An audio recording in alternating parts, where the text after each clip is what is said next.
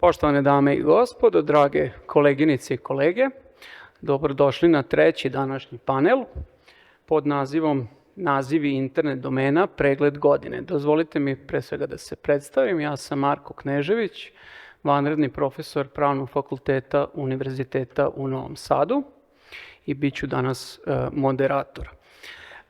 Čini mi se da nije potrebno posebno obrazlagati važnost današnje teme. Na kraju krajeva i suorganizatori su kako RNIC, tako i Privredna komora Srbije, dva entiteta koje su još pre 15 godina, a možda i više, ali pre 15 godina je zaživeo model, odlučili da uspostave jedan alternativni mehanizam rešavanja sporova u vezi sa ili povodom registracije nacionalnih internet domena. Reč je o modelu koji nije potrebno naročito predstavljati.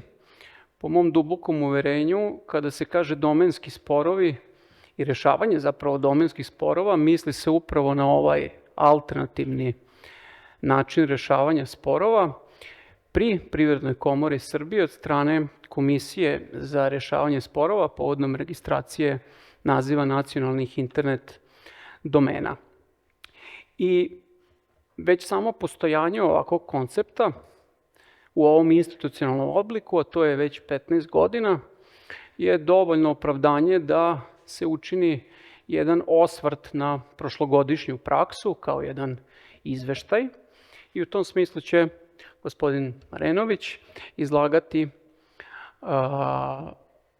praksu komisije u poslednjih godinu dana. No, pre nego što se kolega pozabavi tim pitanjem, postoji još jedan razlog zbog čega treba naročito se baviti ovom temom, veoma važan razlog, a to je donošenje novog pravilnika o postupku za rešavanje sporova povodom registracije naziva nacionalnih internet domena. Naime, krajem marta je donet nov pravilnik, Upravni odbor Privredne komore Srbije je doneo ovaj pravilnik i on stupa na snagu, ukoliko se ne varam, koliko već sutra, 4. juna.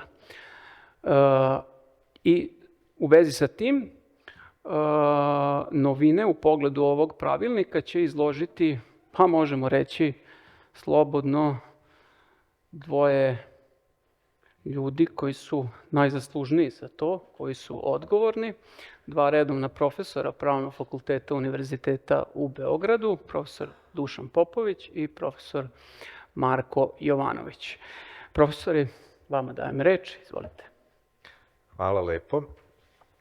U suštini, program i najava su netačni, zato što ja uopšte ne planiram da govorim, osim kratko, da bismo ovu konferenciju zadržali u granicama dobrog ukusa, pošto ću sutra moderirati jednim panelom i govoriti na drugom.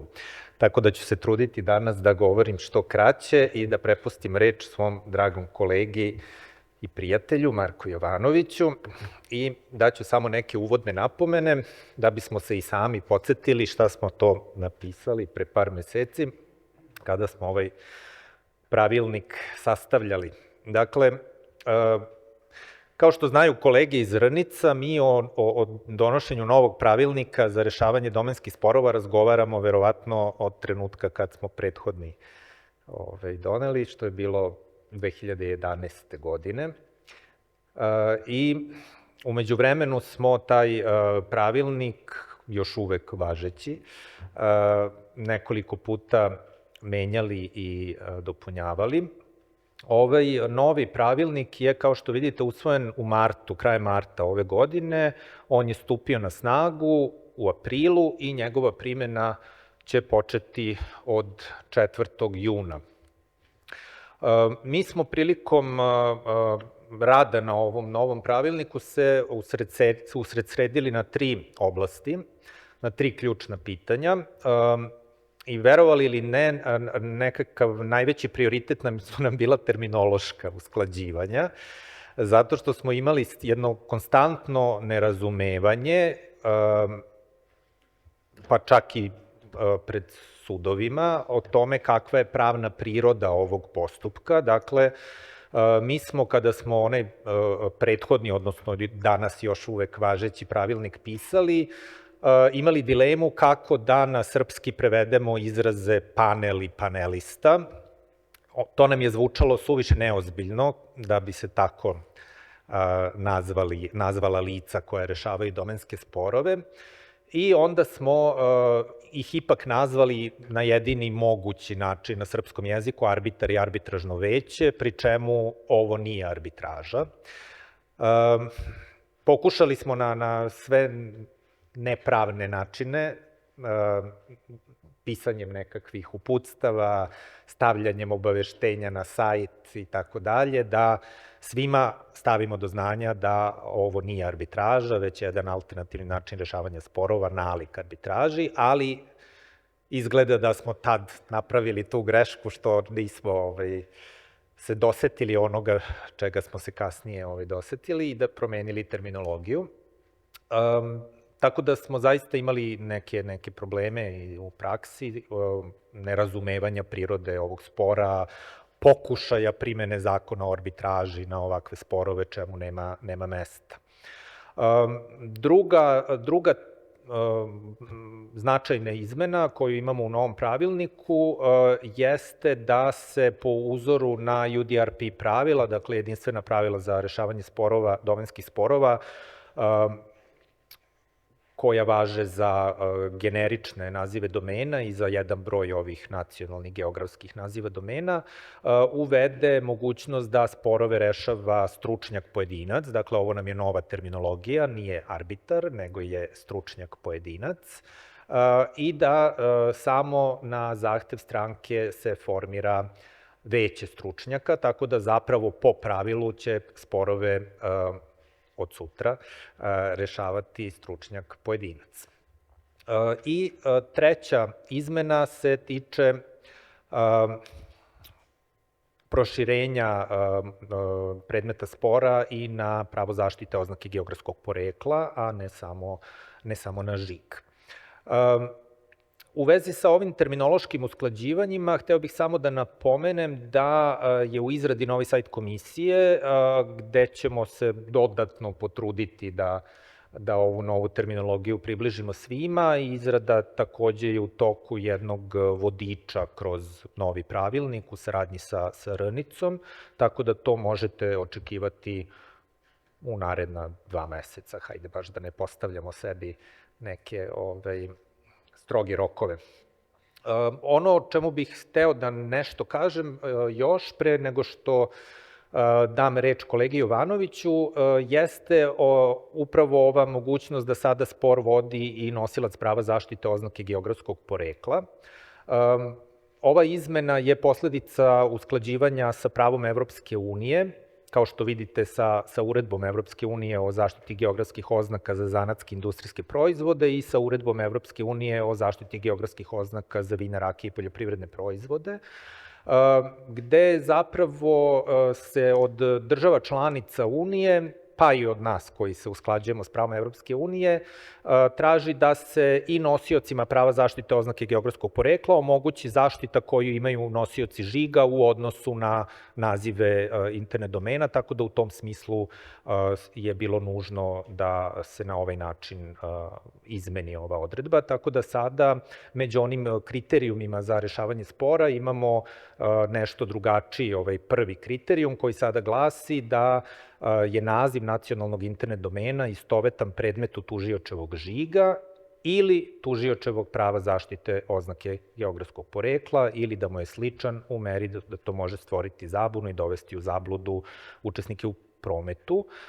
Ova izmena nije urađena samo zbog nekakve obaveze usklađivanja sa pravom Evropske unije. Mi smo zaista imali prošle ili pretprošle godine, to će kolega Marenović znati bolje, mislim da je to bio klijent iz njegove kancelarije, neko ko je zapravo želeo da vodi ovakav spor, ali nije mogao zato što smo imali odredbu koja je vezivala svojstvo tužioca samo za nosioce žiga.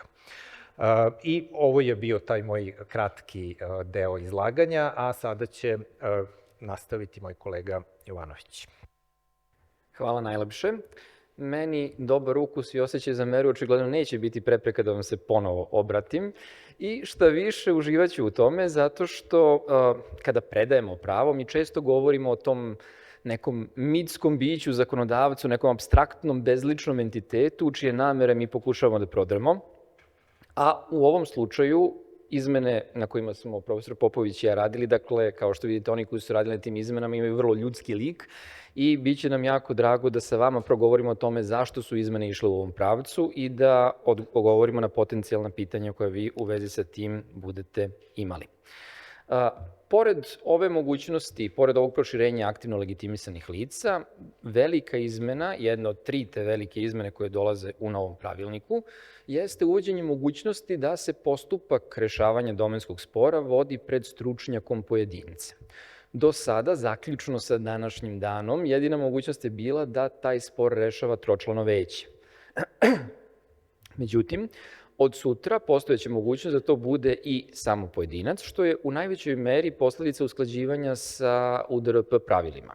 Kao što ste videli, ova prethodna izmena dolazi kao posledica usklađivanja sa pravom Evropske unije, a ovde se usklađujemo sa UDRP pravilima koje su nam neka vrsta međunarodnog zlatnog standarda za sve nacionalne propise u oblasti rešavanja domenskih sporova.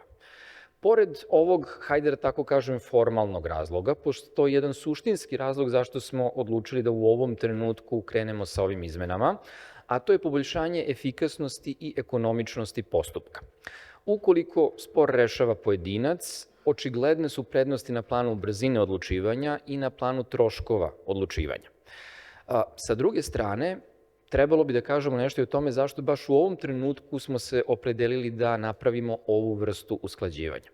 Kao što ste malo pre čuli od profesora Popovića, mi smo sa ovim postupkom počeli relativno skoro, 2011. godine. I s obzirom na to da je u tom trenutku to za nas ovde bilo nešto relativno novo, procena je bila da je potrebno da prođe neko vreme da se taj novi postupak pod znacima navoda primi, da se na njega naviknu korisnici i, što je najbitnije, da se na njega naviknu stručnjaci koji će po tom postupku, koji će po tom pravilniku postupati i koji će rešavati sporove. Danas, nakon 15 godina primene starog pravilnika, mi već imamo izgrađenu jednu sasvim lepu praksu koja može da nadomesti sve one probleme koji bi možda bili naličje ovog momenta efikasnosti i ekonomičnosti koju postupak pred pojedincem donosi. Iako postupak pred pojedincem ima nesumnjive prednosti na planu efikasnosti i ekonomičnosti, mogli biste da kao neki razlog za zabrinutost posmatrate okolnost da je tu samo jedno lice koje odlučuje, da u slučaju neke dileme ili nekog problema on nema još članova veća sa kojima može da se konsultuje i jednostavno nema onog momenta da 3 glave misle bolje i pametnije od jedne. Međutim, ono što će u narednom periodu, nadamo se, zameniti tu okolnost i biti dobra kompenzacija jeste okolnost da mi već imamo 15-godišnju praksu, da su sve odluke koje je komisija do sada donela javno dostupne, da su na sajtu RNIC-a, da su na sajtu naše komisije i to može da bude koristan orijentir za stručnjake koji nadalje budu postupali, da znaju šta je ta neka ustaljena praksa koju naša komisija već ima i u kom pravcu se dalje može nastaviti. Tako da nam je utisak da zbog prelaska na pojedinca neće trpeti pravna sigurnost i neće trpeti predvidljivost i da je glavni razlog za to baš ovaj trenutak koji smo mi odabrali za usklađivanje. Kako se operacionalizuje ovo pravilo o rešavanju postupka pred pojedincem? Član 8 novog pravilnika, koji vidite na slajdu, kaže da će sporove povodom registracije naziva nacionalnih internet domena po pravilu rešavati stručnjak pojedinac. Izuzetno od odredbe stava 1 ovog člana, sporove povodom registracije naziva nacionalnih internet domena može da rešava i tročlano veće stručnjaka ako to izričito zatraži tužilac u tužbi ili registrant u odgovoru na tužbu. Iz ove odredbe možete da vidite da će u narednom periodu zapravo rešavanje postupka pred pojedincem biti pravilo, a da se postupak pred većem pojavljuje kao izuzetak. Zbog principa ravnopravnog tretmana stranaka, mogućnost da se traži postupak pred većem je data kako tužiocu, tako i registrantu. Naravno, s obzirom na to da se oni u različitim trenucima uključuju u postupak, te okolnosti su uticale na to kako će se ova mogućnost operacionalizovati i to je ono o čemu želim da malo više popričam u okviru ovog slajda. Dakle, naša ideja da idemo ka tome da odlučivanje pred pojedincem bude pravilo, a da veće bude izuzetak, je pred nas postavilo određenu vrstu izazova da osmislimo i mehanizme kako da se blokira postupak, odnosno da se blokira neka moguća obstrukcija postupka, jer ukoliko bi postupak trebalo da vodi pojedinac, očekivano pravilo je da postoji sporazum strana oko tog pojedinca koji će odlučivati. Kada dođemo već do bilo kog spora, interesi strana često znaju da budu suprotstavljeni do te mere da su oni čak u nemogućnosti da sarađuju i po onim pitanjima koje su od obostrane koristi. Mi želimo da verujemo da je zajednički izbor pojedinca stručnjaka pojedinca koji će rešavati spor od obostrane koristi, ali kao što rekoh, stepen zaoštrenosti interesa nekada može da spreči da se to uoči. Koji bi bio redovni put za imenovanje stručnjaka pojedinca? Dakle, ukoliko tužilac ne želi da postupak rešava tročlano veće, on će u svojoj tužbi navesti 3 imena stručnjaka sa liste stručnjaka za koje želi da budu imenovani za stručnjaka pojedinca. Registrant će onda u odgovoru na tužbu moći da izabere jedno od ta 3 lica i ukoliko bi registrant to učinio, postojao bi sporazum oko izbora stručnjaka pojedinca. To bi bila lakša i varijanta koja bi bila više za preporuku, hajde da tako kažem, jer bi u tom slučaju imenovanje pojedinca došlo kao izraz zajedničke volje tužioca i registranta. Ono što će se u praksi, međutim, desiti jeste da registrant može da propusti da imenuje, odnosno se izjasni o predlogu tužioca da neko od 3 predložena lica bude taj stručnjak pojedinac, ili se pak može desiti da registrant propusti da odgovori na tužbu. U tom slučaju, ukoliko dogovor o stručnjaku pojedincu ne postoji, predsedništvo komisije će imenovati stručnjaka pojedinca. Mi u tom slučaju nećemo imati u vidu onu listu koju je tužilac dao, jer bi to onda značilo da dajemo prednost tužiocu u postupku, nego ćemo pristupiti listi nezavisno od toga šta je tužilac predložio i truditi se da predložimo neko lice koje će zaista moći da bude nezavisno i nepristrasno u rešavanju postupka. Sa druge strane, i dalje, kao što rekao, postoji mogućnost da postupak rešava i tročlano veće. Mehanizam kako će se to operacionalizovati je dvodelan, hajde da tako kažemo, jer kao što ste i videli, tu inicijativu može da ostvari kako tužilac, tako i registrant. Ukoliko tužilac želi da postupak rešava tročlano veće, on će to u tužbi naglasiti i postupak konstituisanja veća će u tom slučaju teći kao što on teče i sada. Dakle, tužilac će predložiti kandidate za stručnjaka, koga imenuje on, sa druge strane će registrant u svom odgovoru na tužbu takođe predložiti 3 imena stručnjaka, prvi raspoloživi će biti dodeljen i onda će se ta 2 stručnjaka imenovani od strana dogovoriti oko predsednika veća. Ukoliko bi i u ovom slučaju registrant propustio da da svoje predloge za stručnjaka koje on imenuje, u tom slučaju bi predsedništvo ispunilo tu njegovu dužnost i imenovalo bi jednog stručnjaka umesto registranta, pa bi onda 2 tako određena stručnjaka opet izabrala predsednika veća. Ukoliko bi pak, sa druge strane, registrant bio taj koji želi da postupak rešava tročlano veće, onda će on u svom odgovoru na tužbu to naglasiti i imaće predlog 3 kandidata za sopstvenog stručnjaka, odnosno stručnjaka koje on imenuje. U toj situaciji, dakle, govorimo o slučaju kada tužilac ne želi, odnosno nije imao inicijativu da se postupak rešava pred većem, a registrant traži da se rešava pred većem, to je situacija kada će veća biti, jer je za rešavanje postupka pred većem potrebno i dovoljno da samo jedna od strana to zatraži. Dakle, u tom slučaju ćemo se mi prema ona 3 imena, prema 3 kandidata, koje je tužilac, naveo u tužbi kao predlog za stručnjaka pojedinca, ponašati kao prema predlogu tužioca za imenovanje stručnjaka u slučaju konstituisanja veća. Dakle, za pod znacima navoda njegovog stručnjaka, odnosno stručnjaka koga on imenuje, ćemo izabrati prvo raspoloživo lice sa tog spiska. Isto ćemo postupiti i u odnosu na 3 predloga koji daje registrant i onda je izbor predsjednika veća ide ovim klasičnim putem. Dakle, ideja nam je bila sa jedne strane da ukoliko se radi o imenovanju stručnjaka pojedinca, mi izbegnemo mogućnost blokade postupka do koje bi došlo ukoliko bi registrant bio pasivan prema predlogu za imenovanje stručnjaka pojedinca, a sa druge strane, ukoliko bi se radilo o odlučivanju pred većem, u tom slučaju ideja je bila ta da damo jednaku mogućnost i tužiocu i registrantu da dovedu do konstituisanja veća i da i jedna i druga strana budu potpuno ravnopravne u tom postupku. Naravno, sve ovo može da se odrazi i na pitanje troškova postupka. Kao što ćete vidjeti na slajdu, ove izmene pravilnika prati i izmena odluke o troškovima i naknadama. Ona je morala da bude izmenjena zbog toga što sada više nemamo samo mogućnost rešavanja pred tročlanim većem, nego i pred stručnjakom pojedincem. I očigledno, ako želimo da postignemo onaj cilj efikasnosti i ekonomičnosti, moramo da napravimo određenu cenovnu razliku u situaciji kada spor rešava stručnjak pojedinac u odnosu na situaciju kada će spor rešavati veće stručnjaka. Kao što vidite, radi se o 2 različita iznosa.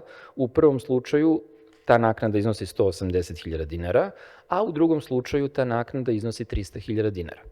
Ukoliko tužilac želi da postupak rešava stručnjak pojedinac i registrant se tome ne protivi, jasno je da će troškove snositi tužilac i da će to biti ovaj iznos od 180.000 dinara.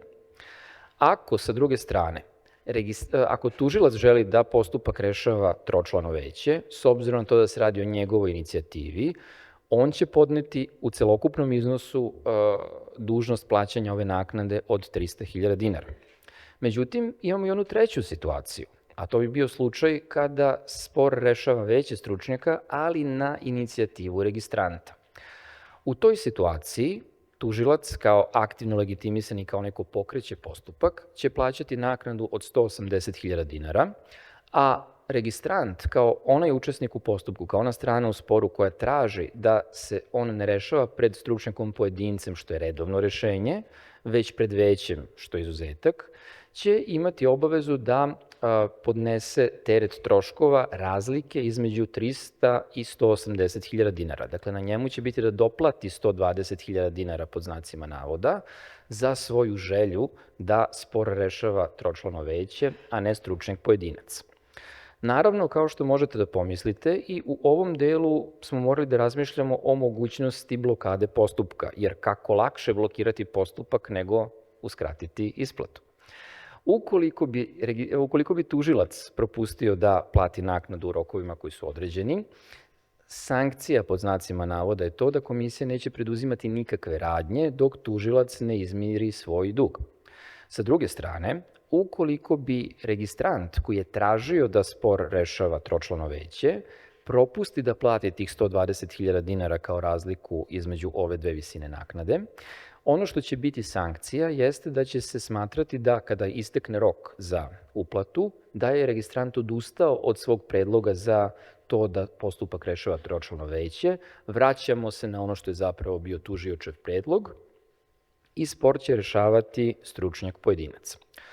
U vezi sa troškovima postupka čini mi se da je potrebno da dam još jednu napomenu. Dakle, odluka iz 2011. godine je na snazi evo sve do danas.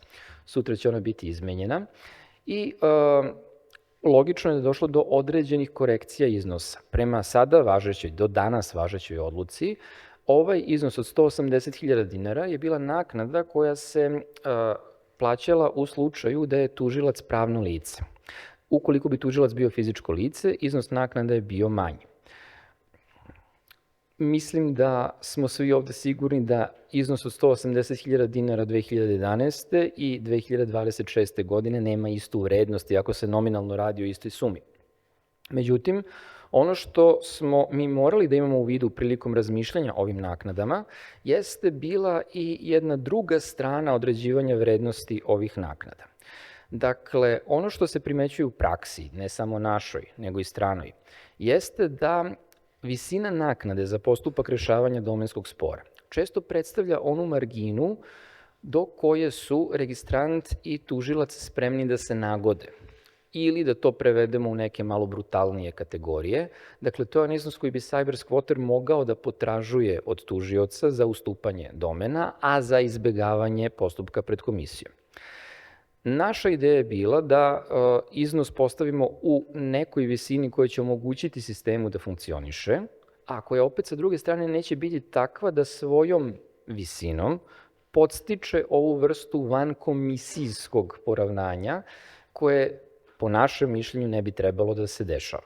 Dakle, ideja nam je bila da ovaj mehanizam ostane dostupan, a da opet bude i samoodrživ u tom finansijskom smislu. Još jedan korak u tom pravcu jeste da sadašnja odluka, odnosno sutrašnja odluka o troškovima postupka, neće praviti razliku u odnosu na to da li ovaj postupak pokreće fizičko ili pravno lice, tako da će u svakom slučaju iznos naknade biti od 180.000 dinara za stručnjaka pojedinca, odnosno 300.000 za postupak koji rešava veće stručnjaka. Ovo su iznosi koji se primenjuju na situaciju kada su tužbom obuhvaćeni 1 do 3 domena. I u kontekstu nekog zaključka, kako mi vjerojatno već trebalo da polako idem, iako mi ovde govorimo o novom pravilniku, zapravo ste videli da imamo 3 značajne izmene. Razlog iz koga mi pravno-tehnički nismo pribegli izmenama i dopunama ranijeg pravilnika je bilo nešto što ste mogli da vidite na uvodnim slajdovima i čujete od profesora Popovića. Pravilnik iz 2011. je pretrpeo nekoliko krugova izmena i sa stanovišta nomotehnike bi bilo dosta nezgodno da sada i ove izmene, koje značajnije zadiru u strukturu samog pravilnika, jer uvode jednu novu situaciju rešavanja pred pojedincem, došlo bi do dodatnog pomeranja numeracije članova i plašili bismo se da bi u slučaju izmena i dopuna sam taj konačni tekst, prečišćeni tekst, bio dosta nezgodan za korišćenje. Uz broj nekih članova bismo morali da dodajemo i slova. Mi to već sad u postojećoj verziji pravilnika imamo u odnosu na odredbu koja se tiče dostavljanja, izvinjavam se. Ali ako bismo i ovde išli za izmenama i dopunama, plašili smo se da bi to onda unelo dodatnu destabilizaciju u taj neki redosled i zato smo odlučili da pribegnemo tome da se ovde donosi novi pravilnik. Tako da bez obzira na to što novi pravilnik kao takav možda suviše ozbiljno zvuči, za njegove korisnike to neće biti toliko velike izmene u odnosu na sistem koji je do sada na snazi. Ove 3 stvari su ono što bi trebalo imati u vidu. Svima nama koji smo ovde u prostoriji je jasno da ovo nije arbitraža, ali kao što je profesor Knežević prošle godine ovde govorio, postoji neki van ove prostorije kojima bi to trebalo da bude jasno i to je ono o čemu smo vodili računa.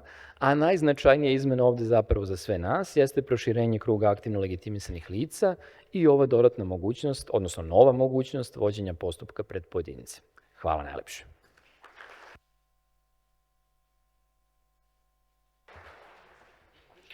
Zahvaljujem se profesorima. I sada, kao što sam i najavio, prelazimo na izlaganje koje se odnosi na retrospektivu. Dakle, sada smo imali izlaganje koje gleda unapred, a čini mi se da je jednako važno i pogledati unazad. I profesor Jovanović je spomenuo da već postoji nekakva uspostavljena praksa koja bi trebalo da služi kao smernica i od koje ne bi trebalo bez valjanih argumenata odstupati. U tom smislu će nam se obratiti gospodin Vladimir T. Marenović, advokat u saradnji sa Živkom Mijatović i partneri, sa temom nacionalni domenski sporovi u prethodnoj godini. Izvolite. Hvala na datoj reči. Da se ne predstavljam opet, pošto me uvaženi profesor već predstavio. Pokušat ću, znam da je izazovno sada posle govora uvaženih profesora i posle pauze gde je bio ručak da se održi pažnja, ali ću se potruditi da barem probam. Dakle, tema današnjeg izlaganja je nacionalni domenski sporovi u prethodnoj godini. Kao što je profesor dobro rekao, pogled u budućnost je više nego potreban, ali se kada treba osvrnuti u prošlost. Ja ću danas, za prethodnih godinu dana, ću se osvrnuti na našu bogatu domensku praksu Bilo je ukupno 5 domenskih odluka. Svaka od njih ima neku svoju specifičnost na koju ću se osvrnuti tokom daljeg izlaganja. Jedna je flyingtiger.rs, druga je newbalance.rs, treća axn.rs, gorenje.rs je bila četvrta i xiaomi.rs. U pogledu 4 naziva internet domena je došlo do prenosa sa registranta na tužioca, dok je u pogledu jednog internet domena došlo do poravnanja.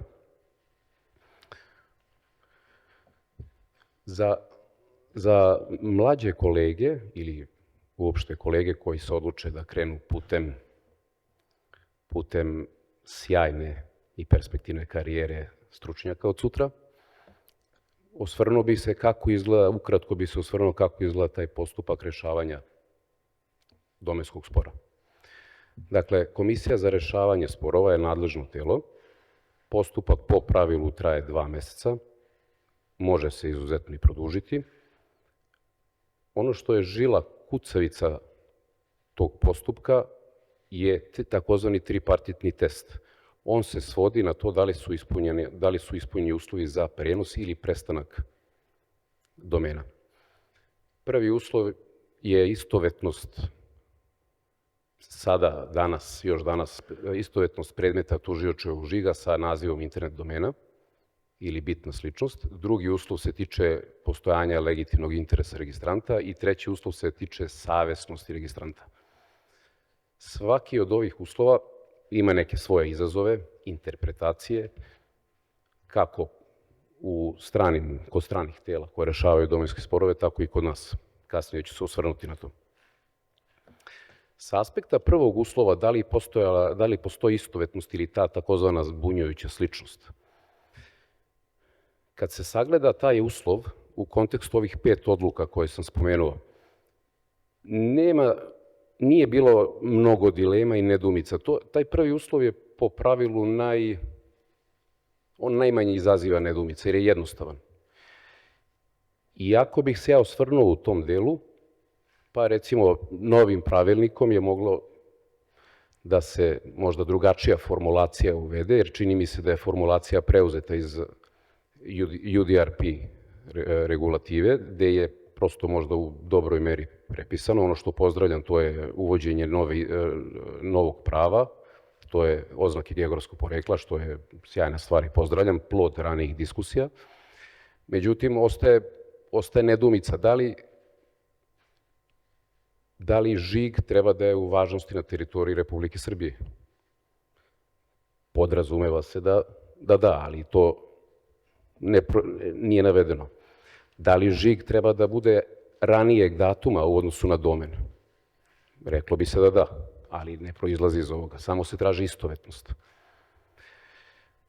Ima još, naravno, stvari o kojima se može dosta diskutovati. Da li, recimo, može opšte poznati znak da bude pravo na kojem će biti zasnovana tužba. Recimo, kod UDRP-a postoji, upravo uvažavajući specifičnost common law sistema, gde postoje prava na znaku koji nije predmet zaštite žiga, ali se uvažava upravo ta ranija upotreba. To kod ovog načina kako je sada formulisan prvi uslov kod nas proizlazi da ne može. Dakle, kod tog prvog uslova nije bilo nekih specifičnosti prilikom donošenja odluke u ovih 5 domenskih sporova. Jedino da se pojavila specifičnost koja je arbitražno veće, moram tako da nazovem, niko neće zameriti jer tako piše. Sagledavalo je da li, recimo, kod domenskog spora Flying Tiger, pošto je žig Flying Tiger Copenhagen, a kod naziva domena izostalo to Kopenhagen, pa se postavilo pitanje da li je to dovoljno da se napravi neka distinkcija, udaljenost i tako dalje, ali je zauzet ispravan stav da Kopenhagen samo ukazuje na poreklo, ali ne menja suštinu, tako da je tu ta zbunjujuća sličnost svakako prisutna. Drugi uslov, postojanje legitimnog interesa. To je uslov gde, čini mi se, koji pravi dosta problema u praksi. Jer je stvar interpretacije, pomalo, u pravilniku su navedeni primjeri, ali to nije numerus clausus. Navedeni su samo primjeri kako može, kada postoji taj legitimni interes, odnosno njegovo odsustvo.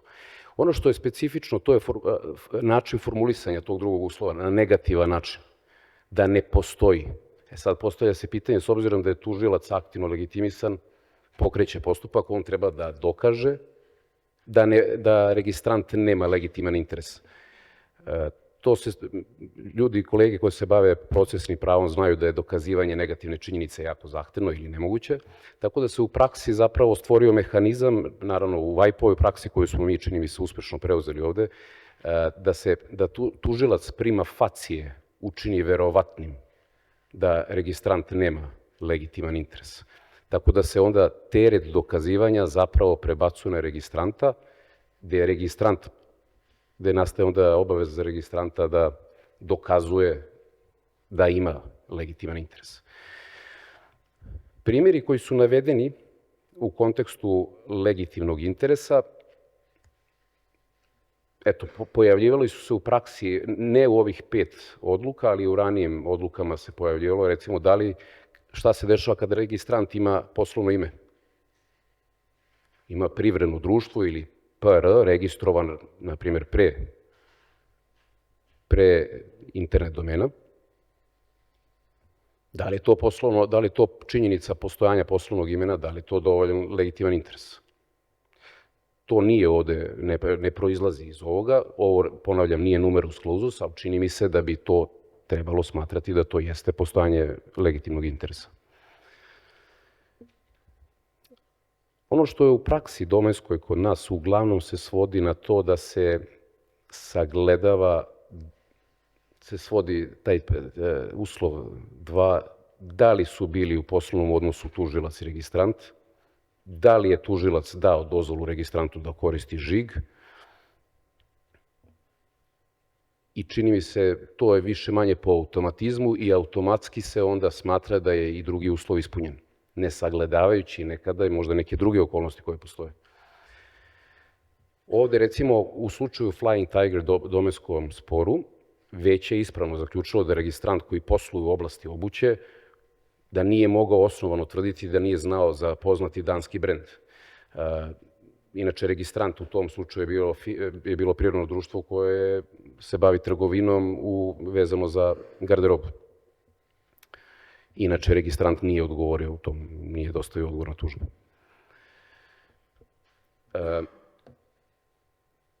New Balance.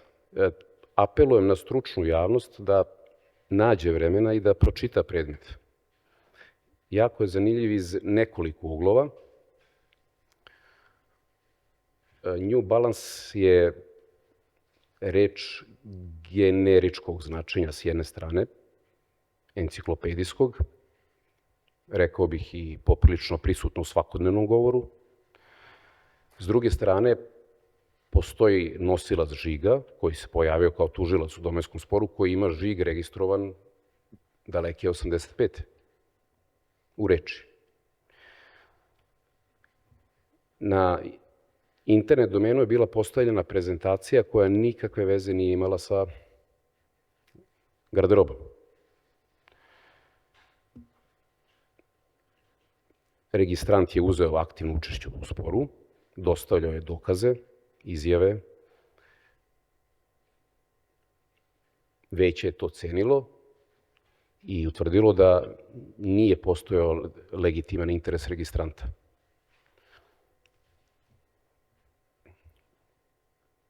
Svakako dobra odluka za sagledavanje i možda upoređivanje sa praksom drugih panela, VAJP-a i sl. Treći uslov je isto kontroverzan. Treći uslov se tiče savesnosti registranta. Omiljena tema.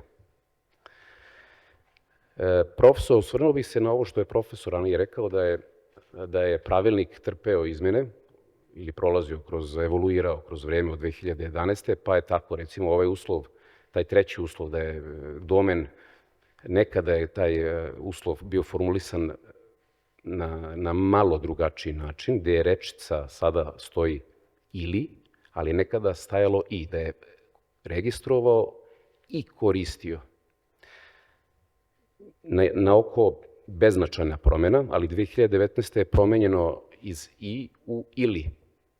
Zašto? Jer se ranije zahtevalo kumulativno ostvarenje, da je i registrovao i koristio protivno načelu savesnosti i poštenja. I to je stvaralo velike izazove za tužioca, pa i za veća, da valjano sagledaju, jer su se dešavale situacije ne samo za naše arbitražno veće, već i za strane panele, da dešavale su se jako često situacije, recimo distributeri.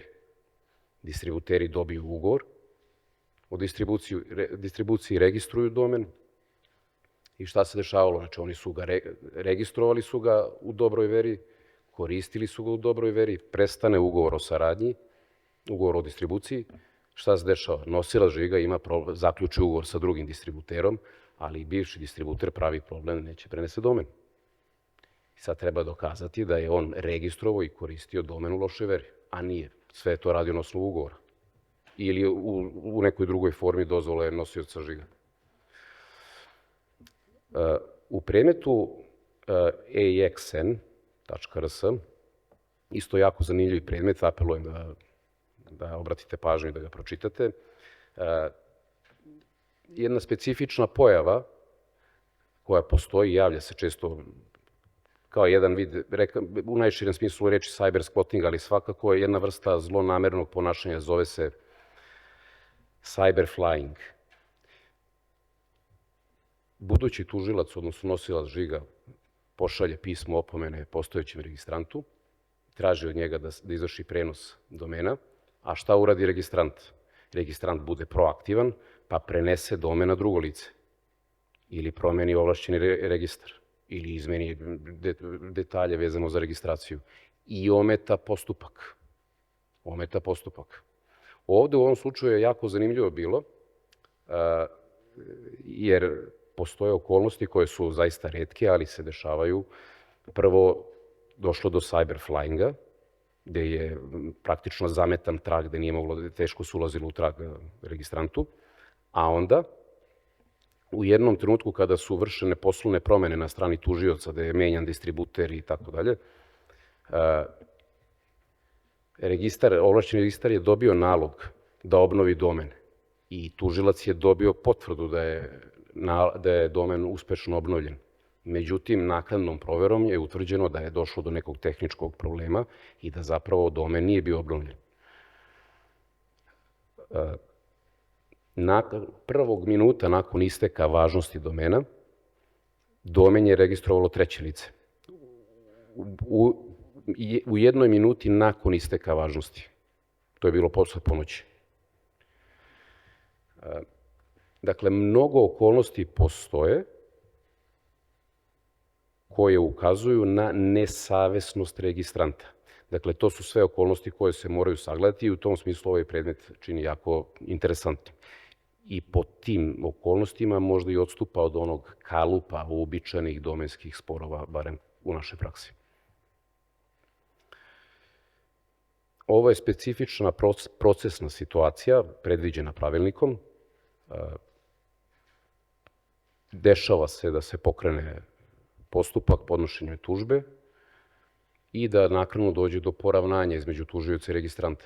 I poravnanjem regulišu odnos i dođe do prenosa domena i to obavesti se komisija i obustavi se postupak.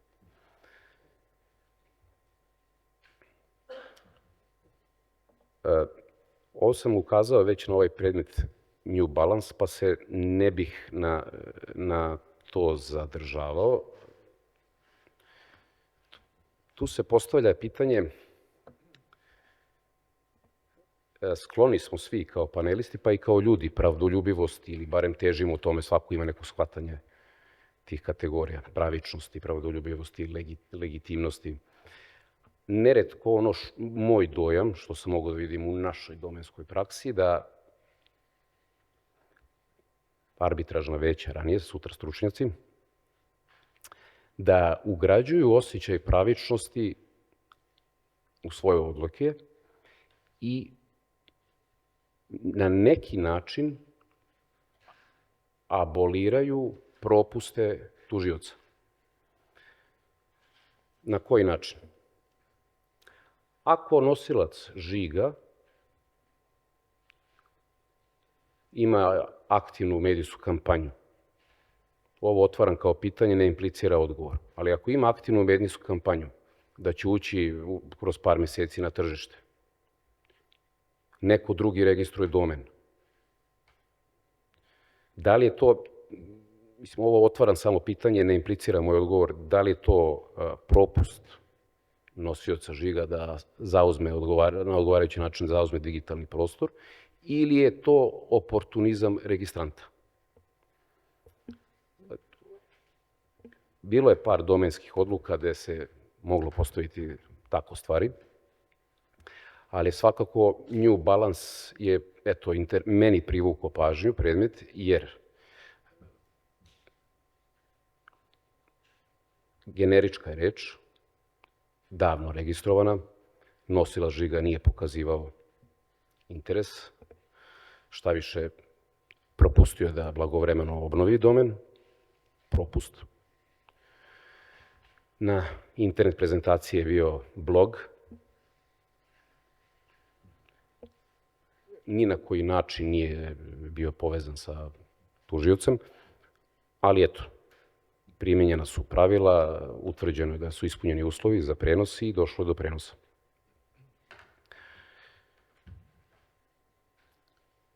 Procesna pitanja koja, naravno, taj postupak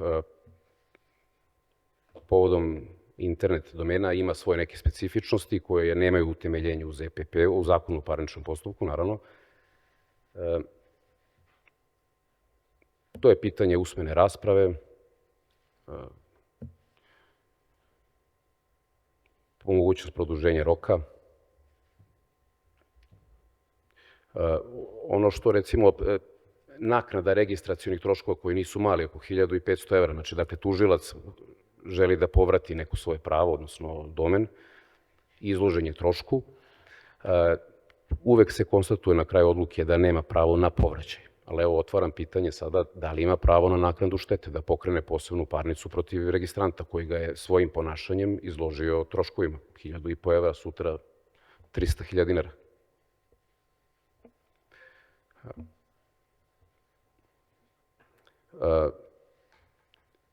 Arbitražna odluka, kako stoji, ona je konačna. Još danas, mislim, tako je nazvana po starom pravilniku. Stoji da se može osporiti pred nadležnim sudom, osim ako u roku 10 dana se ne pokrene sudski postupak pred odgovarajućim sudom. Ne piše kojim nadležnim sudom. To je, recimo, u jednom predmetu izazvalo dilemu i veoma interesantno bilo. Registrant je pokušao da ospori odluku, podneo je upravnu tužbu. Sad se postavilo pitanje da li je to upravni spor, da li je to upravna stvar, da li se ispituje zakonitost odluke arbitražnog veća. Upravna tužba je bila odbačena zbog nenadležnosti suda.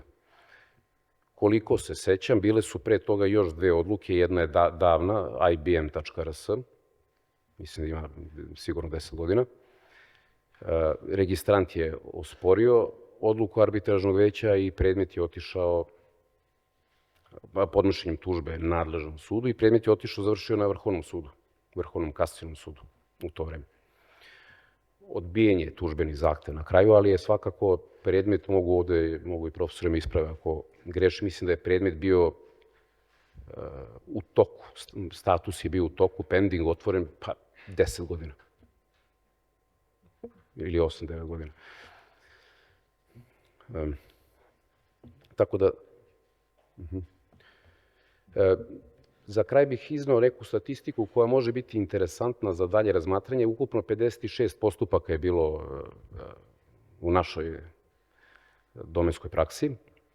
Od tih 56 je bilo 4 odbijanja.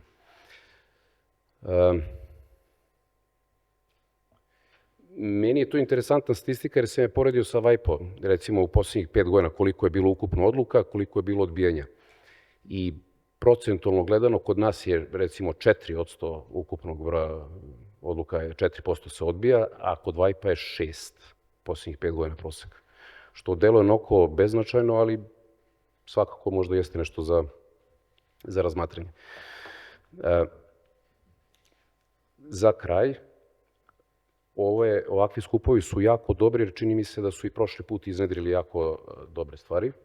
Jedno od njih je uvođenje oznake geografskog porekla kao prava na koje može da se zasniva postupak. Tako i ovde sada želim da apostrofiram da postoje stvari koje i dalje mogu da evoluiraju, da se unapređuju, edukacija recimo stručnjaka da bi zaista nosili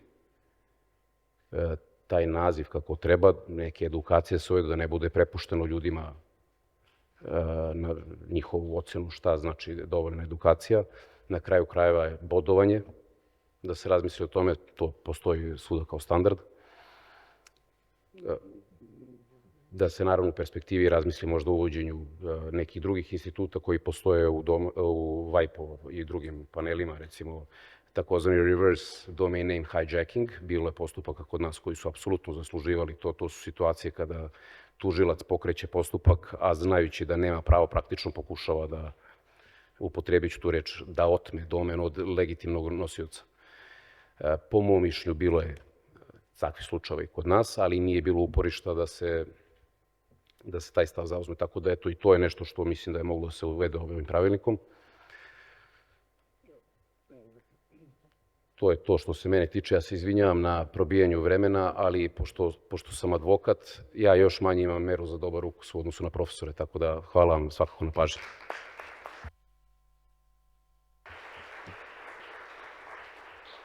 Zahvaljujem. Imamo sad jednu nezgodnu stvar, u stvari s koje strane se gleda. Mi jesmo probili naše vreme i to za čitavih 15 minuta. Tako da iz tehničkih razloga ja bih vas pozvao, ukoliko imate nekakva pitanja za paneliste, da to učinite, kako je to sada i popularno reći, na marginama ovog skupa. Prema tome, sada zvaničan deo za postavljanje pitanja, nažalost, neće biti stavljen na raspolaganje. Ja vas molim za razumevanje, a pozivam vas da nastavimo diskusiju i u neformalnom delu. Zahvaljujem još jednom i želim vam uspešnu konferenciju i sutra. Ja bih se zahvalio profesoru Kneževiću na moderiranju ovog panela i pozvao bih vas da dođete i sutra u 10 sati. Sutra je dan posvećen kreativnim industrijama. Razgovarat ćemo na prva 2 panela o veštačkoj inteligenciji, a na 3. o streamingu. Vidimo se sutra. Molim vas, samo dodatno da se izvinim. Dakle, ja sam sam uskraćen za pitanja, pošto sam ja hteo nešto da postavim, tako da ne ispadne da ja samo vama uskraćujem to zadovoljstvo. Hvala. Skupa, da.